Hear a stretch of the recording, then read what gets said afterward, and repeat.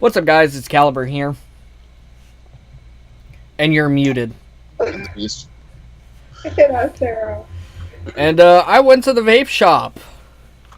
Woo! Hang on, I gotta get everything in hand. And I got this! So, we're gonna put these two things down, and we're actually going to take a look at this. So, I never thought I'd actually get my hands on one of these. I seen it at the vape shop, and I figure with it being a Lost Vape product and having a DNA chip in it, I thought it was going to be like through the roof, because typically from what I've seen, DNA devices are anywhere between $150 to $300, if not more. But surprisingly, this was actually priced at $70 at my vape shop, which isn't bad. So, opening it up, you're first greeted with a guidance information. So, we'll go ahead and take a look at this. And, well, this basically just tells you how to prime your pod system, prime your coil. Because, obviously, it's a pod system. It doesn't have a coil head that you can actually take out like the, what is it called? The Sprite. And then you get a user's manual in here. And it just tells you different stuff about it, like filling and refilling and installing the pod and everything, and to lock, check battery and all this. How do you adjust the power mode, which I will explain here in a second.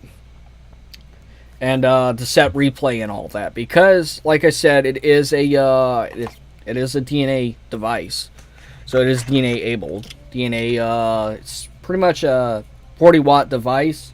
I don't really know why you would need to go that high in a pod system. This is what it looks like. This is tight. It's really small. I was really surprised. I thought it would be a lot bigger than that. So another thing you get in here. Now, I've already taken this out of the package beforehand to get everything set up and to the way I like it. And you get a lanyard. And I'll show you how to fit the lanyard onto the mod. Because no video, pretty much every video that I watched did not go in depth on how to fit the lanyard onto this. And it's not really hard. And obviously you have to buy pods with it. That is a given. It does not come with a pod. That's the downfall. But then again, I think the Juul doesn't come with a pod itself, does it? Beast. Does the Juul come with a pod? Yeah. Okay. Maybe it's just Mine came with two. It depends. If you get the kit, it comes with the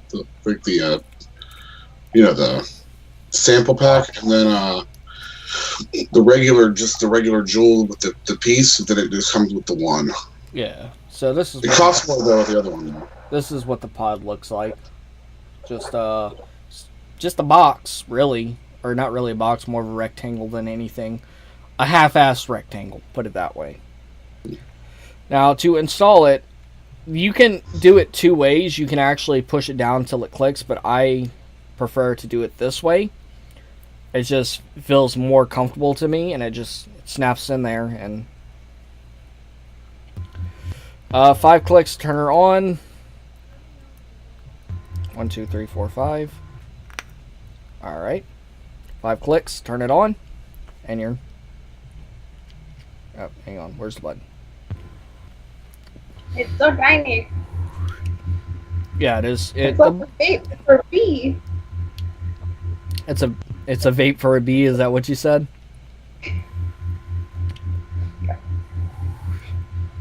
And the juice I have in here is just some Aqua Salts Oasis, and basically this juice's flavor is a peach with a what did I say, Beast? It's a peach base. It's a peach based e-juice. Yeah. That's what you're saying, yeah. But it's pretty good. There's some other flavors in here, and it is absolutely fucking delicious. But it's just in a 50. Now I noticed something when I actually looked at the pods. These are the .25 pods, the .25 ohm pods. Now, you're not supposed to use Nick salts with sub-ohm, but this you can. It's really weird. They prefer that you use for Nick salts and for flavor and all that. They prefer 0.5. I asked for 0.5. Maybe he grabbed the wrong one. I'm not sure, but it vapes. I have it on its lowest setting. To adjust the setting, you just press this button right here. What color is that? Alright, so that's white. Alright, so that's white. Blue is medium, and then red is high. I keep it on low because 50 milligrams of nicotine plus 0.25 is head rush city, and it'll choke you out. It chokes me out, and I've been vaping for a little over 2 years now.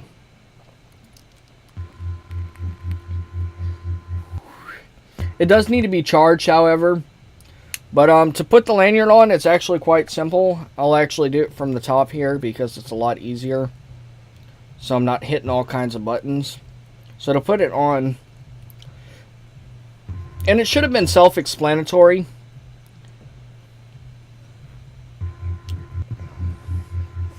Oh, thank God the cat moved.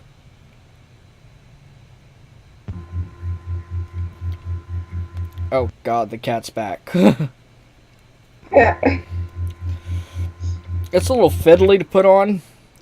Like, you have to really, really stretch this this band. But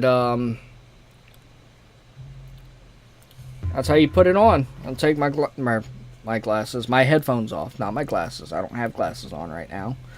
And give a like for the kitty. She's an old girl. Yeah. But I went over there. put it on.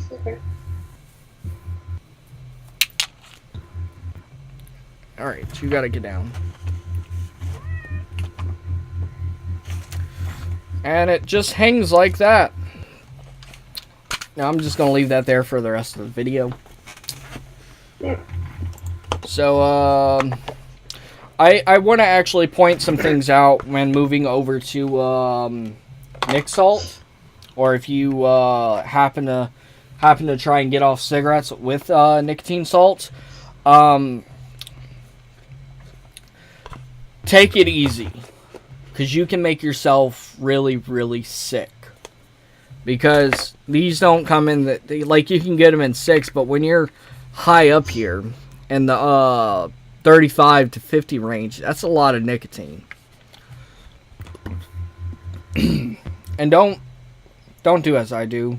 If you're gonna use 50, make sure you get the 0.5, not the 0.25. But it's what I have, and I'm gonna vape it.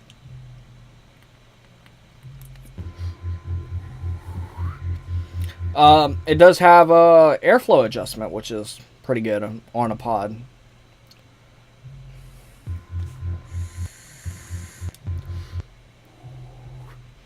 You can definitely tell that this is more for the vapor, and they listed in their guidance that the 0.25 is for vapor, and then the 0.5 is for flavor. But this is still kicking out really nice flavor.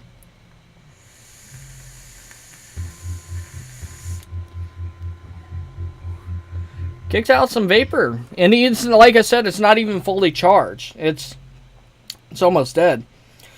But I prefer to use these like they're intended. Long-winded. But I prefer to use these like they're intended, and that is mouth to lung. And it's honestly an easier way to vape. So, Beast, why don't you go ahead and give some of your experiences with pod systems and Nick salts? Yeah, I mean, I used the Juul and I used the Boulder. I liked it. I mean, it's definitely a different feel. Yeah. In doing so, I guess the Juul itself is more of the true pod system compared to what the Boulder was, but I guess they both are. But then I'm silent. so I don't keep on hearing thunderclaps. But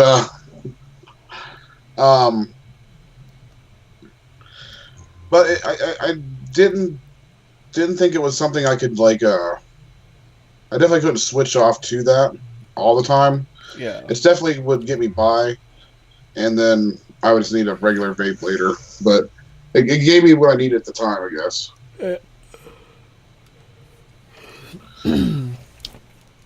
But I know, and I actually wanted to find out from both of you. He doesn't remember. But babe, I have a question for you. How were you actually hitting the little pod system that you were using? What do you mean? Did you do mouth to lung, or did you try to directly inhale it? I have had no idea what the hell that means for like the past year. Did you try to like form like a cloud in your mouth, then inhale, like almost like a delay, like you put it in your mouth, then inhale, or did you just try to like direct breathe, like you're breathing in a breath? Second one?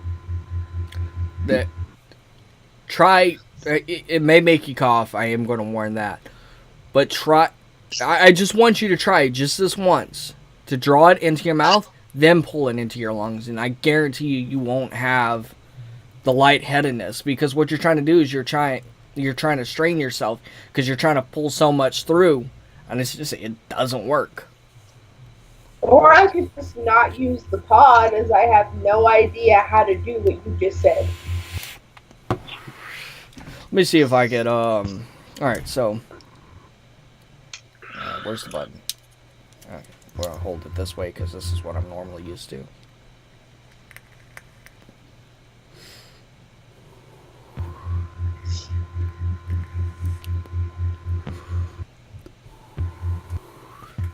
She wasn't even paying attention.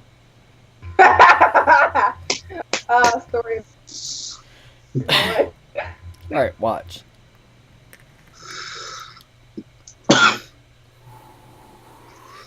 I can't do that.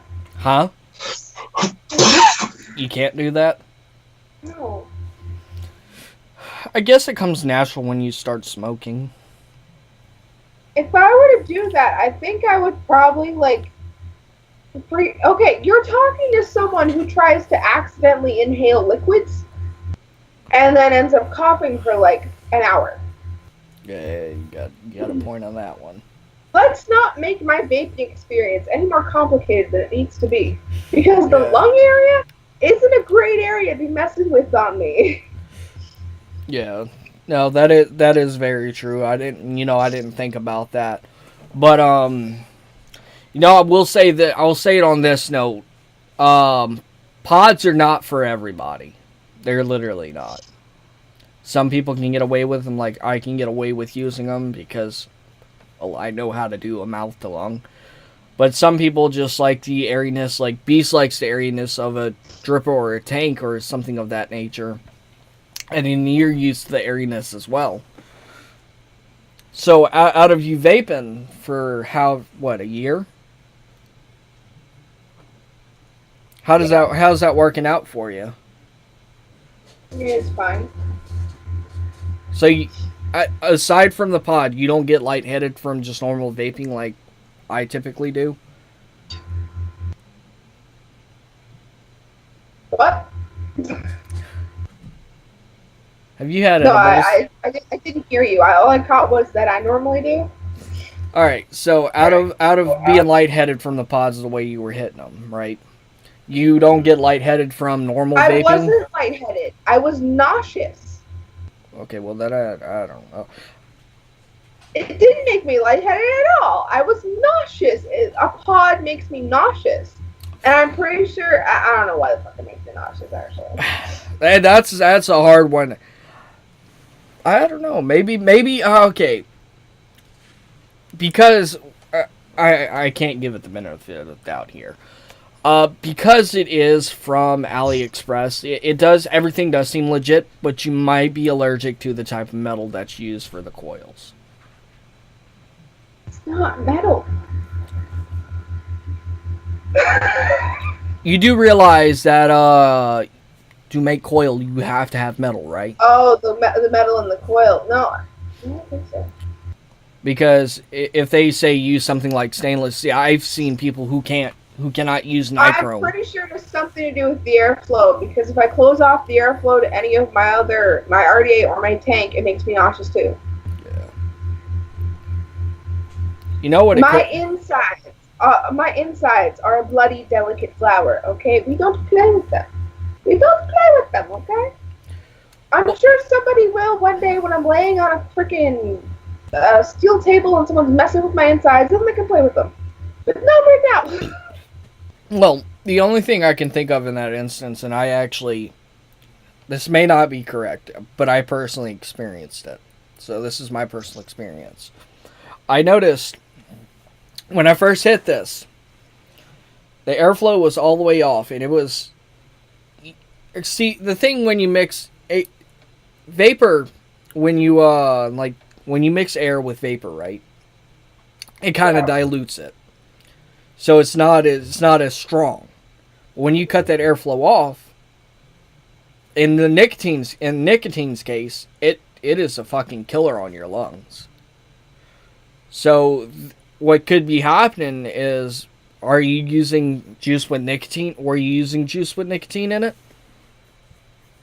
I don't own juice with nicotine in it. Well, what about that juice that you had put in there for the video? No, it was 0. Did you happen to mix it with CBD? Nope. Maybe it's just... Oh, you said that juice was old, didn't you? Yeah, but the other juice was doing it too. Yeah, have you realized how long you've had those bottles for? Not the Crown ones. Crown ones are pretty new. Yeah, but E-Juice has What's the Yabbit? What's the Yabbit? Is it a cross between a yak and a rabbit? I know. What could be happening is you have to understand. E-Juice has it has a shelf life, just like any other thing. I know, but the Crown ones I got in like September. I've seen E-Juices go bad within 4 months. Okay, it doesn't matter. Regardless of anything, if it's in the pod, it's making me sick. Well, then I'm thinking it's probably the metal they use. It could be cheap. Who knows?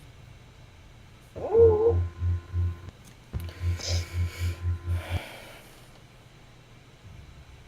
I don't know, but I'm not here. I'm not here to play doctor. But Beast, you wanted to talk about your Dead Rabbit RTA. Yeah, I finally got it kicking again. Or finally got it kicking in the first place. It was like, got it kicking again. Your build was too big, right? Yeah, it's too big. Well, no, what it was is I had to... what I found out was I built too close together to the coils. Pushed them too close together. I had to push them outwards. And then it was fine. Yeah. The reason I knew that his Dead Rabbit RTA was fixed is because New Year's weekend, before you had joined the Skype call, drunk as a motherfucker, and you're like, "Hey, I got my fucking Dead Rabbit RTA working." It was pretty fun. Yeah. Although I wanted to point this out, I actually came an inquiry of a torch. To those who don't know, so I'll be able to fire my coils before I actually install them. Nice. But it doesn't really matter because I fire them inside the device anyways. I don't have it with me because it's put up right now, but I did put these batteries and the other Visigo K3, and it works. I don't know how long it's gonna last. We shall see. But yeah, no, I think that's pretty much it because I have nothing else to run off of. It works, but that we'll see how long it lasts. Anyways, guys, if you enjoyed the video, leave a like down below. Don't forget to comment, share, and subscribe. Anyways, guys, this is the Storm Family signing out.